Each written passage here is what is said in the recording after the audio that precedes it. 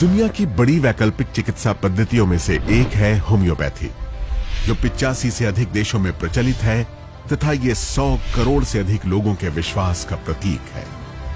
भारत में आज 3 लाख से ज्यादा रजिस्टर्ड होम्योपैथिक डॉक्टर, 258 होम्योपैथी महाविद्यालय, 300 से अधिक होम्योपैथिक दवा निर्माता कंपनियां हैं। वर्ष 1796। लाइक क्योर्स लाइक, समः सम समयति।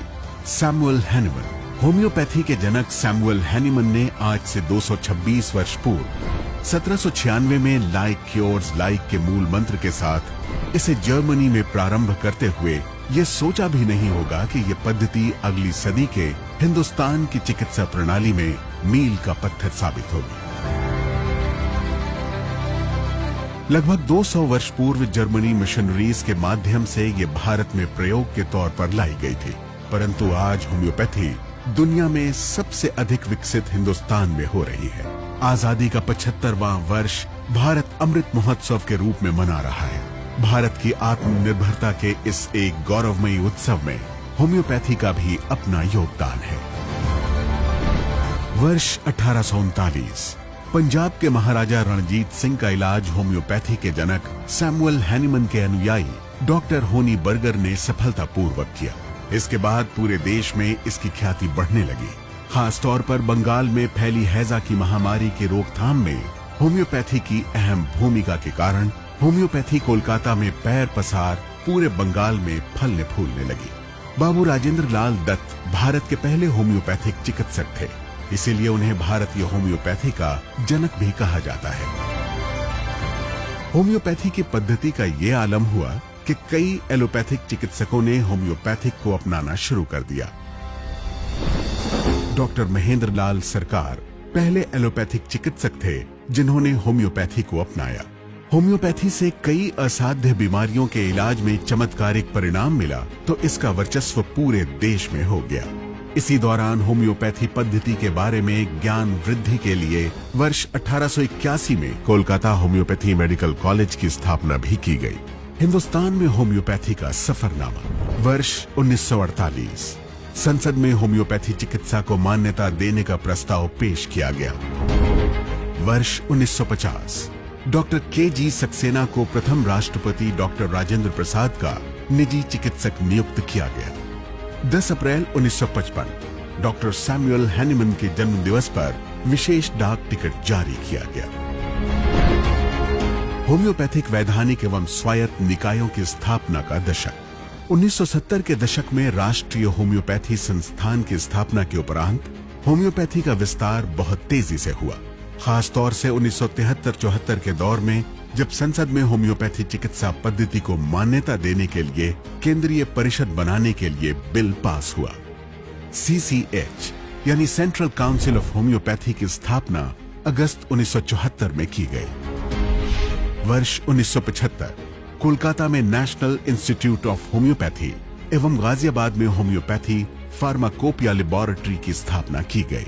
सरकार द्वारा 1969 में CCRIMH केंद्रीय भारतीय चिकित्सा एवं होम्योपैथी अनुसंधान परिषद की स्थापना की गई। वर्ष 1978 में सभी वैकल्पिक पद्धतियों के विकास के लिए अलग अलग अनुसंधान परिषदों का गठन किया गया।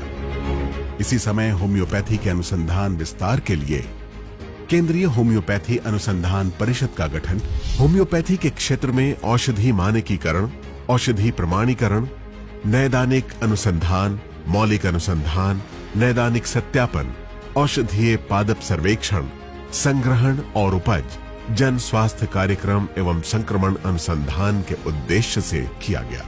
और आज ये अनुसंधान 24 संस्थानों के साथ विस्तार की ओर अग्रसर है, जिसमें से डॉक्टर DP रस्तोगी केंद्रीय अनुसंधान संस्थान नोएडा प्रसिद्ध है होम्योपैथी दवाएं विकसित करने के लिए। राष्ट्रीय होम्योपैथी मानसिक स्वास्थ्य अनुसंधान संस्थान कोट्टयम प्रसिद्ध है मानसिक रोगियों की चिकित्सा के लिए, तथा डॉक्टर अंजलि चैटर्जी क्षेत्रीय होम्योपैथी अनुसंधान संस्थान कोलकाता अपनी अत्याधुनिक विषाणु विज्ञान प्रयोगशाला के लिए प्रसिद्ध है।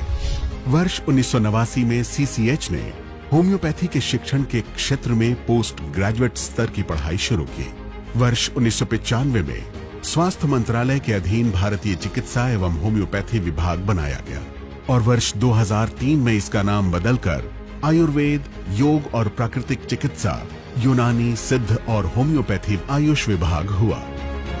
माननीय नरेंद्र मोदी के 2014 में प्रधानमंत्री बनने पर वैकल्पिक चिकित्सा पद्धतियों को अधिक महत्व देने के लिए आयुष विभाग को अलग मंत्रालय के रूप में स्थापित किया गया और इसी पहल में होम्योपैथी को विशेष प्राथमिकता देने के प्रयास तेज कर दिए गए। इस मंत्रालय एवं चिकित्सा पद्धतियों के लिए अलग से बजट का प्रावधान किया गया, जो गत 8 वर्षों में 400% तक बढ़ा।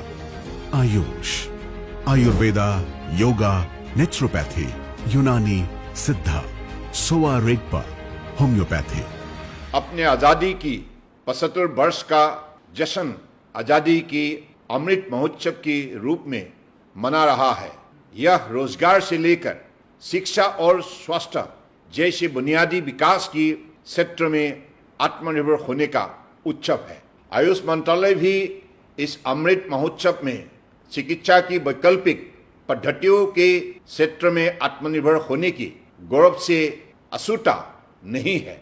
मंत्रालय सभी वैकल्पिक पद्धतियों अर्थात आयुर्वेद, यूनानी, योग, प्राकृतिक चिकित्सा, सिद्धा, शिवारिकपा एवं होम्योपैथी के विकास में कार्यरत है।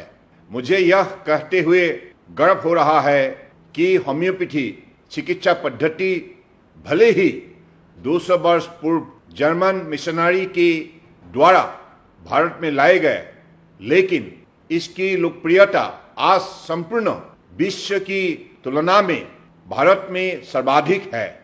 इस पद्धति में जन जन का विश्वास भारत की कोने कोने में उपलब्ध चिकित्सा केंद्र के तथ्य और उसमें आने वाले रोगियों की संख्या से ही साबित होता है।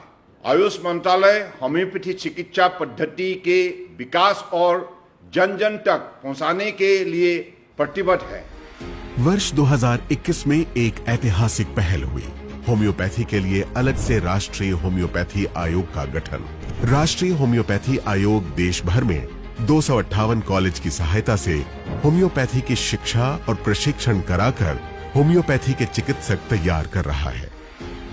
होम्योपैथी की कुछ खास बातें। देश में आज करोड़ों लोग होम्योपैथी आधारित चिकित्सा से लाभान्वित हो रहे हैं। ये दवाइयाँ दूध मुंहे बच्चे से लेकर बूढ़े तक हर आयु वर्ग को आसानी से दी जा सकती है और सबसे बड़ी बात, इन होम्योपैथी दवाओं का कोई गंभीर साइड इफेक्ट भी नहीं होता। साथ ही साथ कीमत कम होने से गरीब इंसान भी इसे खरीदने में समर्थ है। पूरा इलाज रोगी के लक्षणों पर आधारित होता है। होम्योपैथी के विकास में योगदान के लिए देश के सर्वोच्च पुरस्कारों में से एक पद्मश्री से 7 होम्योपैथिक चिकित्सकों को सम्मानित किया जा चुका है। होम्योपैथी में बेहतर दवाओं की उपलब्धता के लिए सतत अनुसंधान किए जा रहे हैं तथा दवाओं में प्रयुक्त किए जाने वाली औषधि कृषि को भी प्रोत्साहित किया जा रहा है ताकि देश में निर्मित दवाइयां वैश्विक फार्माकोपियोल मानक के अनुरूप हो। सबको नमस्कार।